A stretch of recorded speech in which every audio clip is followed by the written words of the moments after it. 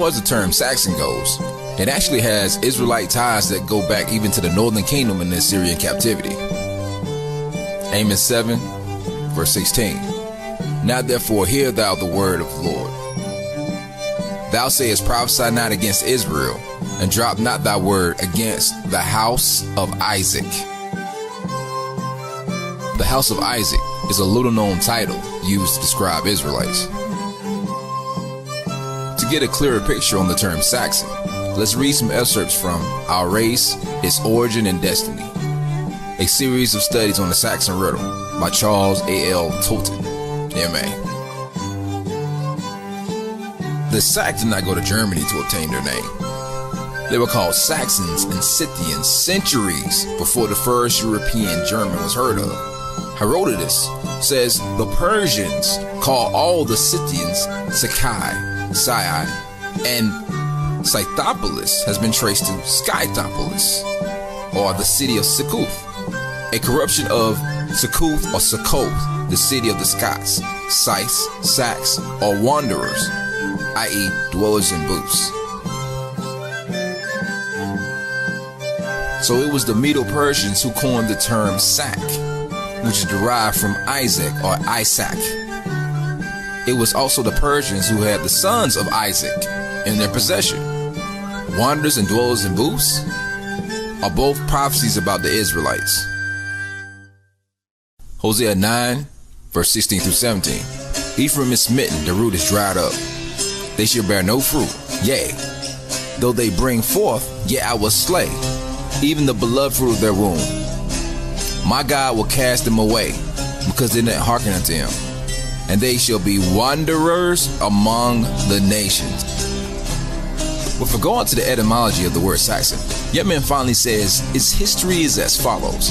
The Persians used the term Sakai and Scythian as convertible, whether from the corrupt rendering of one from the other, or because the Sakai, a great tribe of Scythians born upon them, were so called by a tribal name. A great question which the Persian scholars must determine. Of the fact of the identity of the Sakai and the Scythians, there is not the shadow of a doubt, and it is clear that these people called their country Sakacina. It is equally clear that the Saxons of England were the Scythians or the Celtians.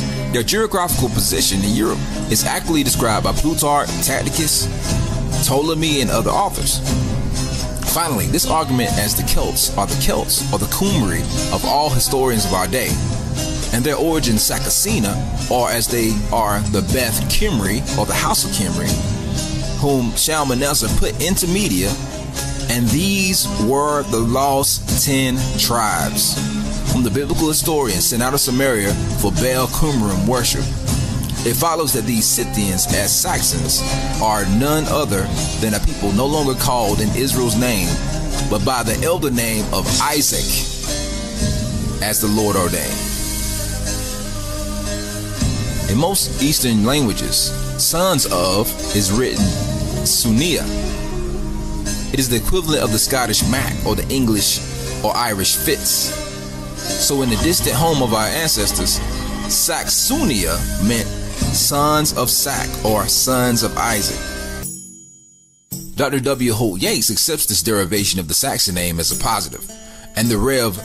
W. H. Poole D.D. says in connection with it as follows. It's a little curious to glean from the ancient nations and from the stone monuments of early times the various forms in which this word is to be found. I will here insert a few from a list of my own gleaned from ancient history. Thus, sons of Isaac, sons of Sac, Saxunia, Saxuna, Saxina, Sakapina, Isaksa, or Isaka, which is the name of the town Ola Uda Equiana grew up in Ibu land, Nigeria.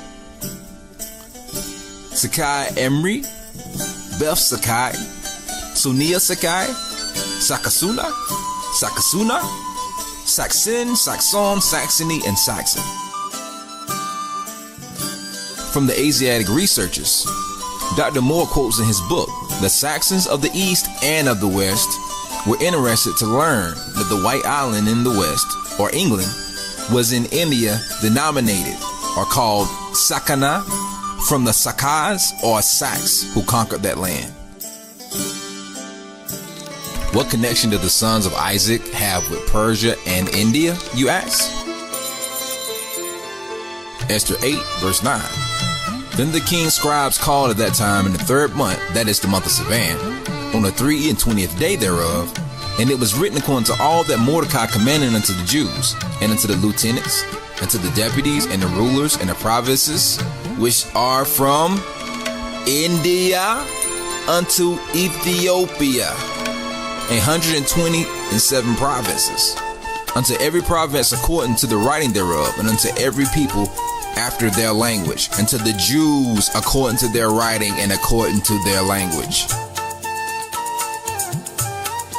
So where were the Hebrews, or the sons of Isaac, Sax's sons, under the Persian Empire?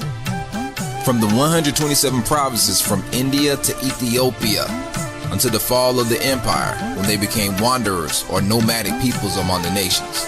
Hosea 9:17. My God will cast them away because they did not hearken to them, and they should be wanderers among the nations. Not only in England, when you look around at the original family crest in Europe in general, you see black people, usually with a bandana on the head.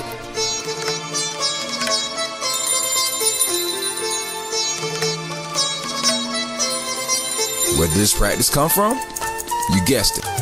Exodus 28 and 40. You should make coats for Aaron's sons, and you should make sashes for them, and you should make headbands for them, for glory and for beauty. Web NIV.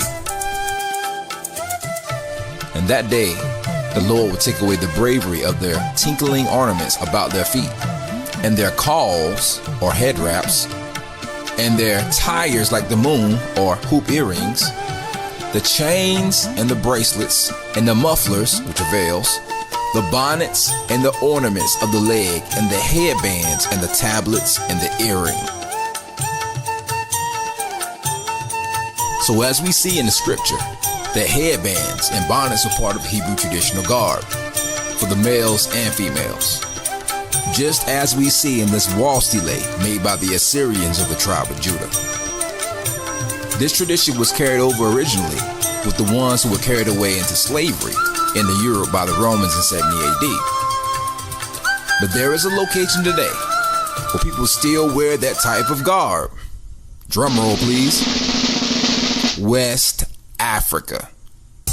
All these types of dress written in scripture are still practiced there to this day in Ghana, Nigeria, Angola, etc. And I do mean all.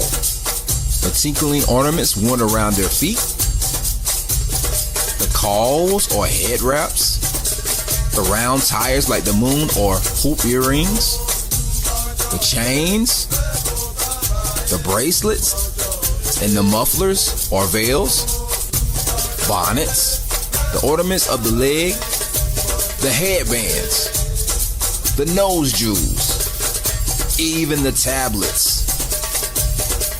There is no other area in the world where that combination of things are worn. So even the Jews of Spain ended up in West Africa, only to be funneled back through the transatlantic slave trade. So this begs the question, who in the world are these people claiming to be Sephardic Jews? This quote